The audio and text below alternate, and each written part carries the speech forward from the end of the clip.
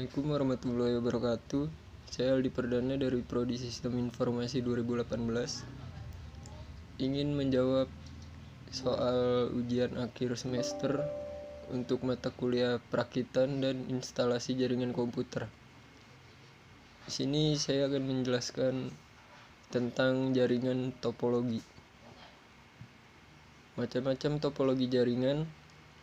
Yang pertama, topologi jaringan ring. Topologi ring atau topologi cincin adalah topologi jaringan yang rangkaiannya berupa titik yang mana masing-masing titik bagian kanan dan kirinya terhubung. Kedua titik lainnya sampai ke komputer yang pertama dan akhirnya membentuk cincin atau lingkaran. Titik yang ada pada topologi cincin tersebut berfungsi memperkuat sinyal di setiap rangkaian atau sebagai repeater. Cara kerjanya yaitu komputer 1 berencana mengirim file ke komputer 4. Supaya terkirim, maka file harus melewati komputer 2 dan 3. Baru kemudian komputer 4 menerima file tersebut. Dengan metode seperti itu, sinyal dan aliran data tetap akan stabil. Arah aliran datanya bisa searah jarum jam atau berlawanan dengan jarum jam, tergantung dengan kebutuhan. Kelebihan dan kekurangan topologi ring. Kelebihannya yang pertama mudah dalam perancangan dan pembuatan. Yang kedua performa sinyal dan aliran data stabil. Yang ketiga jika terjadi masalah mudah untuk dilakukan konfigurasi ulang atau pemasang baru. Yang keempat hemat dalam penggunaan kabel. Yang kelima hemat dalam biaya. Lalu kekurangannya, yang pertama, jika ada satu komputer yang error, maka keseluruhan jaringan juga akan ikut error. Yang kedua, performa aliran lalu lintas data bergantung pada jumlah komputer pada jaringan tersebut. Topologi yang kedua adalah topologi bus. Topologi bus adalah jaringan yang hanya memakai satu kabel untuk media transmisi dan kabel tersebut sebagai pusat bagi seluruh server yang terhubung. Masing-masing komputer dihubungkan ke kabel utama dengan menggunakan konektor BNC. Lalu diakhiri dengan terminator apabila konektor BNC sudah terhubung dengan kabel koaksial. Kelebihan dan kekurangan jaringan bus. Kelebihannya yang pertama lumayan sederhana, yang kedua apabila ingin menambah server baru lumayan mudah karena pemasangan tidak memutus keseluruhan jaringan sehingga tidak mengganggu server yang lain. Yang ketiga hemat dalam penggunaan kabel dan biaya karena cuma menggunakan satu kabel utama. Lalu kekurangannya, bila kabel utama mengalami gangguan maka semua jaringan juga mengalami gangguan. Yang kedua jalur lalu lintas lumayan padat karena bolak-balik. Yang ketiga apabila jarak jauh diperlukan repeater. Yang keempat, susah melacak tempat trouble. Yang kelima, jika komputer banyak yang terhubung, maka performa sinyal dan lalu lintas akan menurun. Lalu topologi yang ketiga adalah topologi star. Topologi star merupakan bentuk jaringan yang mana terdapat satu penghubung sebagai pusat dan setiap komputer terhubung ke penghubung tersebut. Hub atau switch ini di posisinya ada di sentral dan berfungsi untuk menghubungkan satu komputer ke setiap komputer yang terhubung dan juga menghubungkan komputer ke file server. Kelebihan dan kekurangan topologi star. Kelebihannya yang pertama, tingkat keamanan tergolong tinggi. Yang kedua, mudahnya dalam penambahan komputer baru yang ingin disambungkan. Yang ketiga, apabila ada yang error, mudah untuk dideteksi. Yang keempat, paling fleksibel di antara topologi jaringan yang lainnya. Yang kelima, kemudahan dalam mengontrol karena sistemnya yang terpusat. Lalu kekurangannya, apabila hub atau switch rusak, maka keseluruhan jaringan juga rusak. Yang kedua, lumayan boros dalam penggunaan kabel. Yang ketiga, hub sangat sensitif karena dia sebagai tempat sentral bagi jaringan. Yang keempat, tergantung spesifikasi hubnya. Apabila rendah, maka performa sistem jaringan juga rendah. Yang kelima, biaya lebih mahal. Topologi yang keempat adalah topologi mesh. Topologi mesh atau mudahnya dinamai topologi jala adalah bentuk topologi jaringan yang mana semua workstation bisa terhubung satu sama lain secara acak atau tidak teratur. Karena workstation langsung terhubung dengan workstation yang dituju, maka arus data bisa dilakukan dengan cepat, tanpa harus melalui workstation lain. Masing-masing workstation setidaknya memiliki dua jenis sambungan, yaitu yang pertama kabel yang terhubung dengan workstation lain dan terakhir terhubung dengan file server. Topologi jaringan jala cocoknya digunakan pada jaringan komputer yang kecil, bukan yang besar. Alasannya adalah selain sebagai sambungan antara workstation yang berlebihan, tetapi juga sangat sulit untuk mengendalikannya. Kelebihan dan kekurangan topologi jaringan mesh. Kelebihannya yang pertama, arus lalu lintas data cepat di antara topologi jaringan yang lain, karena memiliki jalur masing-masing. Yang kedua, terjaminnya kapasitas channel komunikasi. Yang ketiga, jika ada gangguan pada satu koneksi jaringan, maka tidak mengganggu koneksi yang lain.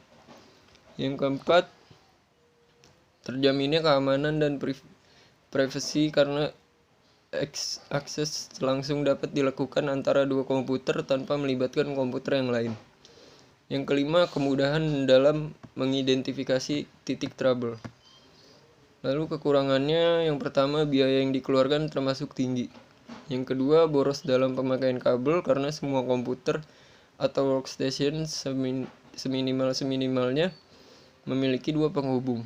Yang ketiga, diperlukan ruangan yang lumayan besar dalam membangun jaringan komputer tersebut.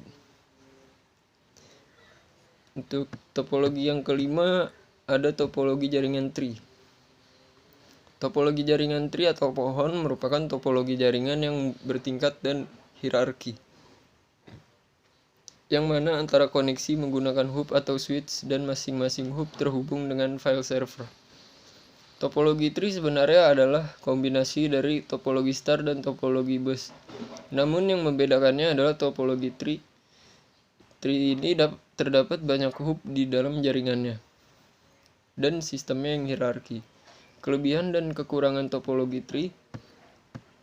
Kelebihannya yang pertama, mudah untuk digunakan dalam jaringan yang luas. Yang kedua, apabila ada gangguan mudah untuk dideteksi. Yang ketiga, kemudahan dan keunggulan dalam manajemen data. Yang keempat, kemudahan dalam pengelompokan workstation yang sejenis. Kekurangannya yang pertama, karena banyaknya sambungan maka lalu lintas bisa dibilang lambat. Yang kedua, apabila hub error maka komputer yang tersambung juga error. Yang ketiga, penggunaan biaya tergolong besar. Yang keempat, penggunaan kabel termasuk boros. Yang kelima, komputer tingkat tinggi error, maka komputer tingkat rendah juga error. Yang keenam, lalu lintas dan sinyal tergolong lambat karena terbagi-bagi. Topologi yang keenam, ada topologi linear. Topologi linear bisa juga disebut dengan topologi bus yang beruntut. Kabel utama terhubung dengan setiap komputer dengan penyambung T. Lalu pada ujungnya dipasang terminator. Untuk jenis sambungan yang digunakan adalah sambungan BNC. 3 jenis penyambung yang terdapat pada topologi linear. Yang pertama, BNC. Penyambung ini berfungsi untuk mempertemukan kabel komputer ke sambungan T.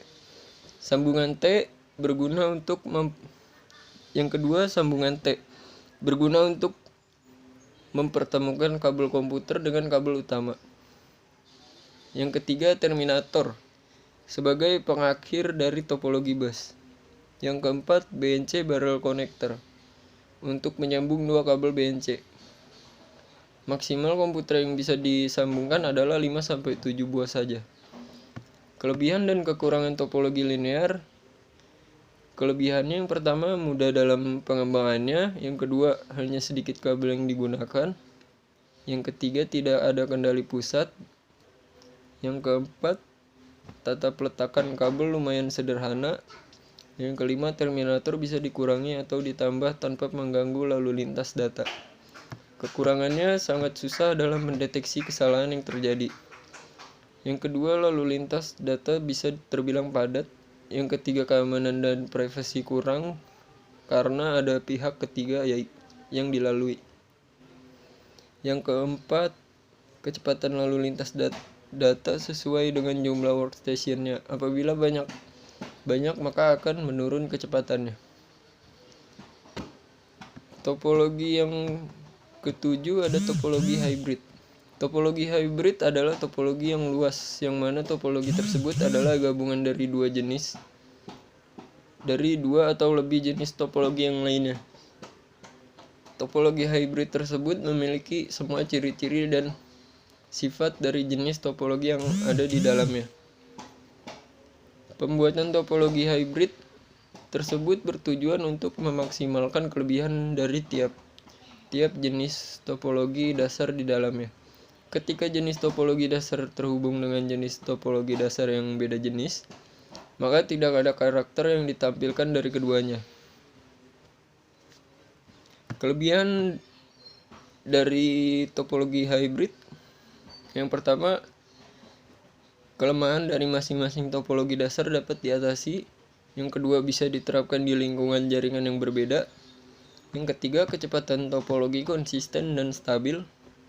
Yang keempat, ketika jaringan satu ada kerusakan, maka tidak mengganggu jaringan yang lainnya. Yang kelima, cocok dengan jaringan yang berskala besar. Yang keenam, bisa mengurangi space jaringan yang terhubung. Kekurangan topologi hybrid: yang pertama, biayanya mahal karena merupakan gabungan dari topologi yang lainnya. Yang kedua, proses pemasangan dan pengaturan cukup terbilang rumit. Yang ketiga, manajemen jaringannya sulit. Yang keempat, harus tersedia ruangan yang luas karena penggunaan kabel yang banyak. Yang kelima, boros dalam penggunaan kabel karena di setiap jaringan terdapat kabel. Topologi yang ke-8 ada topologi peer-to-peer. Inilah topologi paling sederhana dan paling dasar dari semua topologi yang ada. Jenis topologi ini hanya terdapat dua komputer yang saling terhubung dengan satu kabel saja. Tujuan dari topologi peer-to-peer adalah supaya masing-masing komputer bisa saling terhubung satu sama lain tanpa harus melalui server lain, sehingga masing-masing komputer tersebut bisa menjadi server sendiri. Kelebihan topologi peer-to-peer: yang pertama, sangat hemat dalam penggunaan kabel karena hanya satu kabel saja yang dipakai. Yang kedua, setiap komputer bisa menjadi server. Yang ketiga, proses pemasangan mudah. Kekurangan topologi peer-to-peer: yang pertama, dari segi keamanan sangat rendah karena tiap komputer tingkat keamanannya berbeda-beda. Yang kedua, sangat susah untuk ditambahkan dengan komputer lain. Yang ketiga, karena tiap komputer menjadi server, maka apabila salah satu ada yang error, maka untuk akses data ke komputer yang error tersebut juga terganggu. Demikian penjelasan dari saya. Wassalamualaikum warahmatullahi wabarakatuh.